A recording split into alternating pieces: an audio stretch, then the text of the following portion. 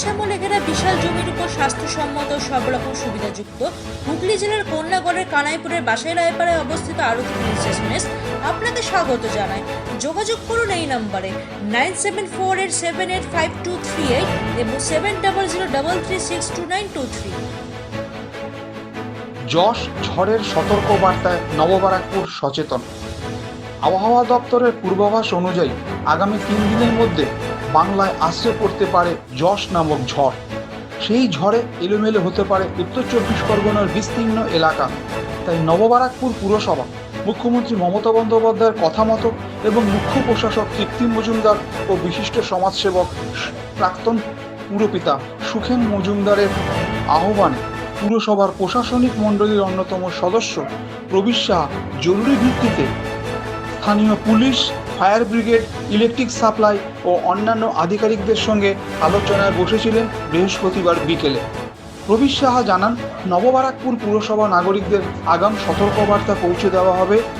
সাবধানতার জন্য প্রতিটি ওয়ার্ডে মাইকিং ঘোষণা করা হবে ঝড়ের কথা। সবাইকে বাড়ির ভিতরে থাকার অনুরোধ করা হবে। খাওয়ার জল তুলে রাখতে হবে। বাড়ির ছাদেও কার্নিশে ফাঁকা ফুলের টব বা অন্য কোনো জিনিস থাকলে নিচে নামিয়ে রাখতে হবে। জল ও বিদ্যুৎ পৌঁছে দেওয়ার জন্য জেনারেটরের ব্যবস্থা করা হবে। বেশ কয়েকটি স্কুলের কর্তৃপক্ষের সঙ্গে ইতিমধ্যে কথা বলা হচ্ছে প্রয়োজনে ব্যবহার করবার জন্য। মানুষের পাশে সবসময় প্রশাসন থাকবে। প্রবীর সাহা আরও বলেন, গত বছর আমফান ঝড়ের সময় যেভাবে পুরসভা এগিয়ে এসেছিল সেই অভিজ্ঞতাকে সামনে রেখে কাজ করে যাওয়া হবে। সব রকম সহযোগিতা করা হবে। কোনো বিপদ হলে সঙ্গে সঙ্গে পুরসভাকে জানালে ছুটে যাওয়া হবে ঘটনাস্থলে। কোথাও গাছ পড়ে গিয়ে রাস্তা বন্ধ হলে যত তাড়াতাড়ি পরিষ্কার করা যায় তার চেষ্টা করা হবে। বিশেষ কন্ট্রোল রুম খোলা হবে। স্থানীয় বিধায়ক ও মন্ত্রী চন্দ্রিমা ভট্টাচার্য মানুষের পাশে থাকবেন। প্রতিনিয়ত যেভাবে এগিয়ে আসেন সমাজসেবী সুখেন মজুমদার, ঠিক সেইভাবে পুরসভার কাছে কাজে সহযোগিতা করবেন। তাই এই যশ ঝড় সামাল দেওয়ার জন্য সাধারণ মানুষ ঐক্যবদ্ধ হবে। মানুষের জয় হবে। এটা করে নিলে অসুবিধার কিছু নেই, তাই তো? সঙ্গে সঙ্গে কারেন্ট রিঅ্যাকশনটা পেয়ে যাবে। শুনতে পাচ্ছ?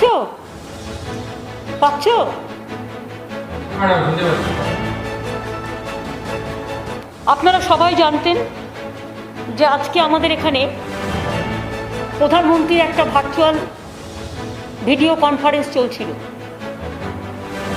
এবং তাতে 10টা রাজ্যের মুখ্যমন্ত্রীদের ডাকা হয়েছিল, প্লাস কিছু ডিএমদের ডাকা হয়েছিল বিভিন্ন রাজ্যে। যদিও সিএমরা উপস্থিত থাকলে সিএমদেরই প্রায়োরিটি দিতে হয় বলে আমরা আমাদের রাজ্যের ডিএমদের অ্যালাউ করিনি। সেটা কথা নয়, কারণ আমি উপস্থিত ছিলাম, আমার চিফ সেক্রেটারি ছিল, আমার হোম সেক্রেটারি ছিল, আমার হেলথ সেক্রেটারি ছিল, সবাই ছিল। আমাদের যেটা সবচেয়ে বেশি খারাপ লেগেছে, একটা যুক্তরাষ্ট্রীয় কাঠামোতে মুখ্যমন্ত্রীদের অফিসিয়ালি আমন্ত্রণ জানিয়েও তাদের কাউকে একটি কথা বলতে না দেওয়া, তাদের সাথে সৌজন্যতা বিনিময় করা। আজকে কোভিড সবচেয়ে বড় প্যান্ডামিক সিচুয়েশন। এই সিচুয়েশনে আমরা প্রত্যেকেই আমাদের রাজ্যের দাবি দাওয়া নিয়ে আমরা উপস্থিত ছিলাম এবং আপনারা হয়তো বিশ্বাস করবেন এইসব পেপার বক্স করে আমরা সমস্ত রেডি ছিলাম। বাট আমাদের কাউকে 1 সেকেন্ডের জন্য বলতে দেওয়া হয়নি। উনি ওনার পছন্দ মতো কিছু ডিএম, ওনার বিজেপি রাজ্যের ম্যাক্সিমাম এবং 4-5 জনকে দিয়ে বলিয়ে নিজে ভাষণ দিয়ে শেষ করে দিয়েছেন। কি যে ভাষণ দিলেন সেটাও বুঝলাম না। এই মিটিংটা ছিল প্রাইম মিনিস্টারের কোভিড নিয়ে মিটিং। কোভিড নিয়ে মিটিংটা এত casual, it was just a casual super flop meeting. We the chief ministers are feeling insulted and humiliated, and we are astonished to see that Prime Minister called a meeting and invited the chief ministers, and all the chief ministers were sitting just like puppet. Nobody is allowed to speak. then how do we speak about the public demand? We never ask about the COVID vaccine. They never ask about the medicine position. They never ask about the oxygen position. They never ask about the remdesivir, the medicine, the urgent, what is not available in the market now. They didn't ask us for the black fungus, that new disease. এবং আমরা really লজ্জিত, আজকে আমাদের সরকারের 10 বছর পূর্ণ হচ্ছে। আমি আজকে শপথ নিয়ে বলছি, আমরা ভেবেছিলাম প্রধানমন্ত্রীর কাছে আমরা বলবো আমাদের ভ্যাকসিনটা দিন, যাতে সবাইকে ভ্যাকসিনটা দেওয়া যায়। উনি তার ভাষণে বলছেন করোনা নাকি কমে গেছে। যদি করোনা কমে গিয়ে থাকে তাহলে এত মৃত্যু হচ্ছে কি করে? যদি করোনা কমে গিয়ে থাকে, কখনো কমে কখনো বাড়ে, এই নেগলিজেন্স করার জন্যই করোনাটা বেড়েছিল। 6 মাস কোনো কিছু না করার জন্য করোনা বেড়ে গিয়েছিল। আপনারা দেখেছেন 8 ফেজ ইলেকশন করার জন্য বেঙ্গলে গ্রামে গ্রামে করোনা বাড়িয়েছে। প্রায় 5-6 লক্ষ সেন্ট্রাল পুলিশের ফোর্স এখনো পর্যন্ত 105টা ব্যাটালিয়ন পড়ে আছে, এবং করোনাটা বাড়িয়ে দিয়ে চলে গেছে বাংলায় গ্রামে গ্রামে। তা সত্ত্বেও আমরা প্রায় 284টা হসপিটাল আমরা ট্রিটমেন্ট দিচ্ছি, প্লাস আরও অনেক হসপিটাল আছে যেখানে আমরা 234টা কোভিড হসপিটালের মধ্যে 184টা গভর্নমেন্ট হসপিটাল এবং 41 আমরা প্রাইভেট হসপিটালে ট্রিটমেন্ট দিচ্ছি। কিন্তু আমাদের খারাপ লাগলো যে প্রধানমন্ত্রী এত ইনসিকিউর ফিল করছেন নিজেকে, যে একটা মুখ্যমন্ত্রী কথা শুনতে চাইলেন না। এত ভয় কিসে?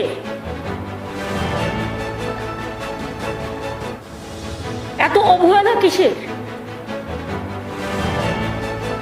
যদি তিনি কথা না শুনতেই চান মুখ্যমন্ত্রীদের, তাহলে ফেডারেল স্ট্রাকচারের মুখ্যমন্ত্রী, আমরা 3 কোটি ভ্যাকসিন দেওয়ার জন্য বলেছিলাম, দেয়নি, কমিয়ে দিচ্ছে, প্রতিদিন স্পিডটা কমিয়ে দিচ্ছে ভ্যাকসিন দেওয়ার। এ মাসে আমাদের 24 লক্ষ ভ্যাকসিন পাওয়ার কথা ছিল, 13 লক্ষ আমরা পাইনি। অক্সিজেন দিচ্ছে না। রেমডেসিভির যে ওষুধটা সবচেয়ে ইম্পর্টেন্ট করোনার জন্য, সে ওষুধটা মার্কেটে পাওয়া যাচ্ছে না। কে জবাব দেবে? প্রধানমন্ত্রী পালিয়ে গেলেন মুখ লুকিয়ে, জবাবটা কে দেবেন? সেন্ট্রাল গভর্নমেন্টের হাতে এগুলো সমস্তটা। না কেন্দ্র না রাজ্যকে কোনো রকম পয়সা দিয়ে হেল্প করছেন।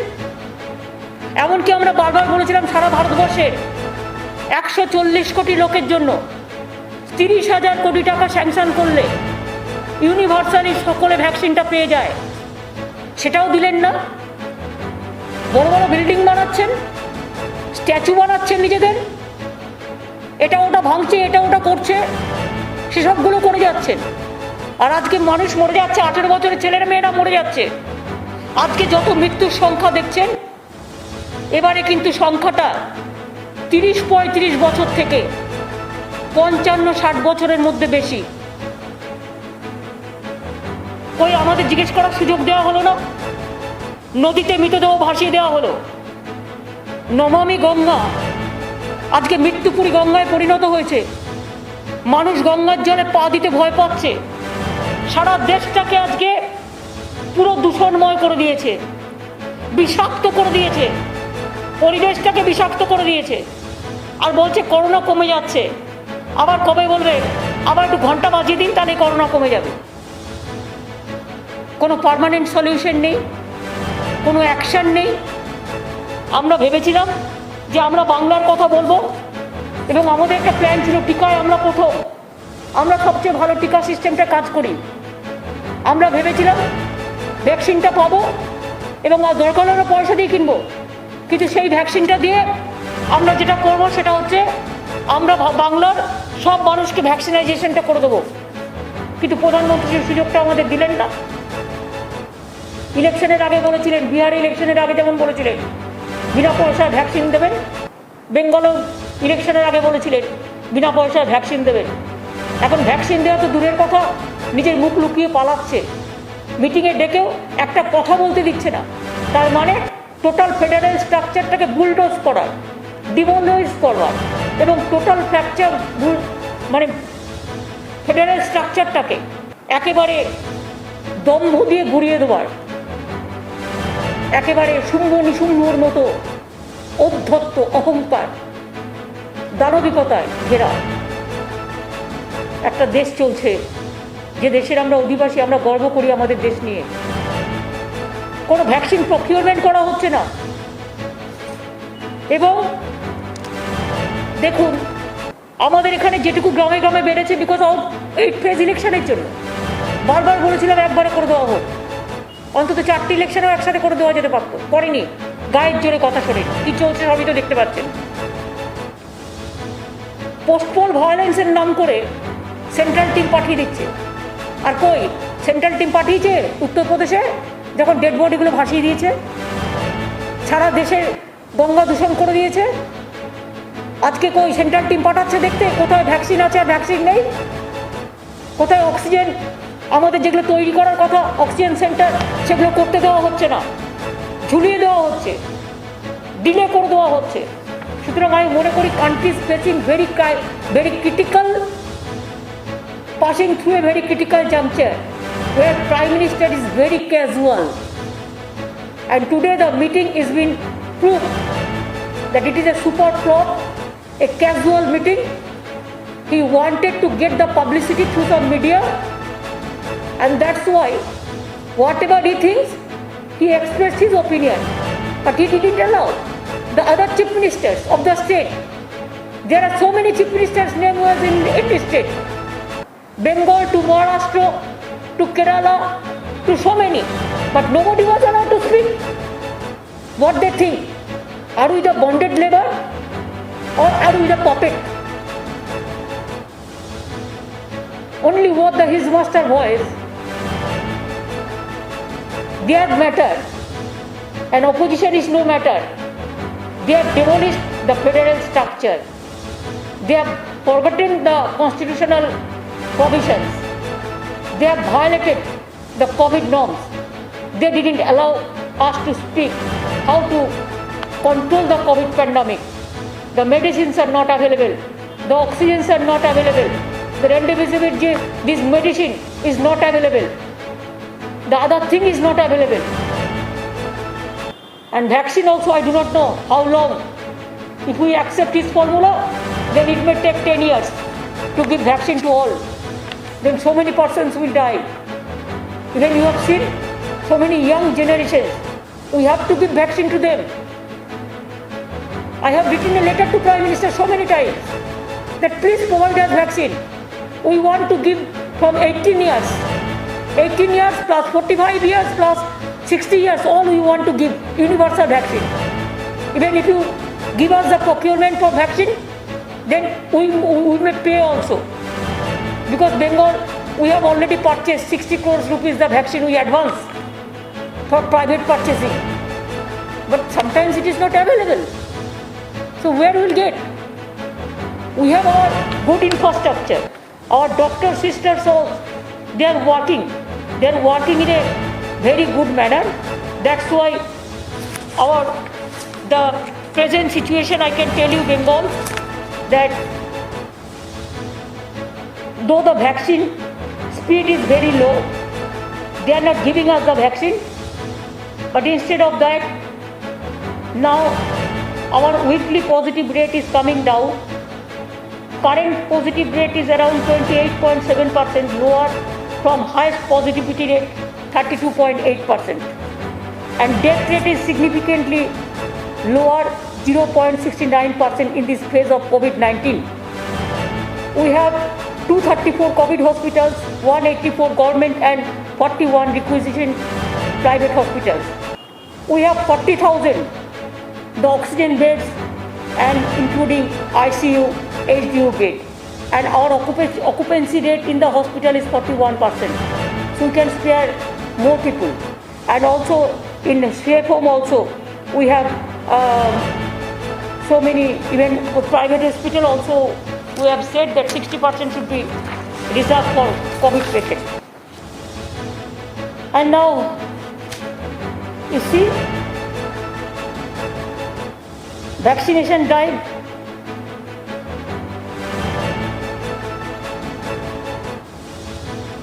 We have received from Central 1.31 crore doses for this doctor, nurse, sisters for all, from where we have already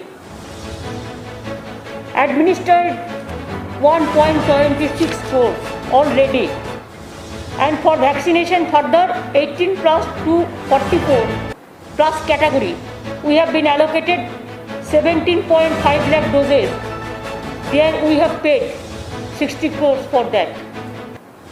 And we are giving priority to our hawkers, to our transport drivers, to our সবজিওয়ালা থেকে শুরু করে যারা গরিব মানুষ পঞ্চায়েতে কাজ করে, মিউনিসিপ্যালিটিতে কাজ করে, 100 দিনের কাজ করে, এইসব লোকরা যাদের জন্য আমরা বেঁচে থাকি তাদের আমরা চেষ্টা করছি যে যাতে তাদের আমরা ডোজটা দিতে পারি। আমরা আগে চেয়েছিলাম 3 কোটি ভ্যাকসিন, 3 কোটি ভ্যাকসিন পেলে আমরা 2 কোটি রাখতাম, দিতাম, 1 কোটি প্রাইভেটকে দিতাম, মানে 3 কোটি মানে 1.5 কোটি লোক পাবে, 1 কোটি মানে 50 লক্ষ পাবে, কারণ 2টো করে লাগে। এখন আপনারা দেখছেন খাস সমাচার।